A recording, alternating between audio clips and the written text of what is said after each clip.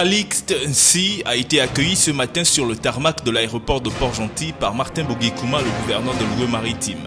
Le ministre délégué chargé de l'enseignement technique et professionnel est en séjour dans la capitale économique gabonaise pour le lancement du séminaire atelier sur l'élaboration du référentiel de formation baccalauréat professionnel en maintenance des équipements industriels. Le membre du gouvernement a tout de suite pris la direction du lycée technique Jean-Fidèle Otando pour le cru de son séjour port-gentillais. Présentement, les ateliers ont lieu du côté du LTJFO. Force est de préciser ici que tout ceci rentre dans le cadre de l'offre de formation duale ou dite par alternance, un projet qui jouit du partenariat de la Suisse.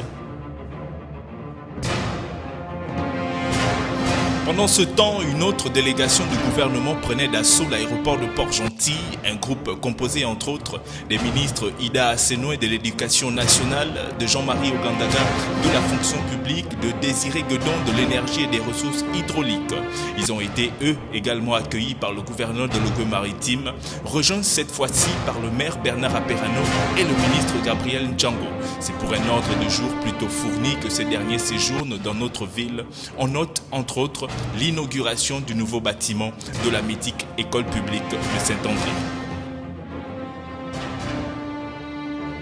Et c'est au fort d'une réunion de mise au point que le bureau du conseil municipal de la commune de Port-Gentil a pu saisir l'occasion d'une énième présence du directeur général du conseil national de l'eau et de l'électricité pour faire un état des lieux de la situation de l'éclairage public dans la ville de Port-Gentil. La présence à cette réunion des représentants de l'entreprise Bouygues Énergie était d'une importance capitale.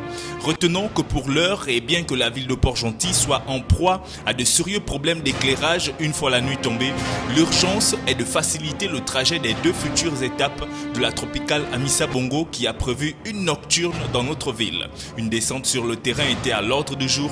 Le groupe mené par Bernard Aperano a pu avec plaisir constater l'effectivité de la présence de nouveaux matériels rien que pour la ville de Port-Gentil. Bouygues Énergie, l'adjudicataire de ce marché, se démêle comme il peut pour que tout soit prêt le plus tôt possible.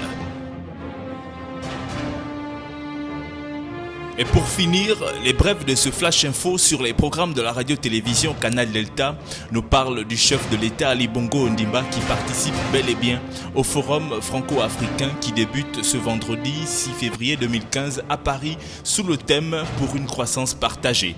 Le président gabonais en prélude à cet événement a profité à s'entretenir avec plusieurs décideurs économiques et politiques français et particulièrement avec Jean-Pierre Cantegri, président délégué du groupe France-Afrique au Sénat du pays de Marianne. Le développement de tous ces titres dans notre principale édition d'information, toujours sur les programmes de la radio-télévision Canal Delta.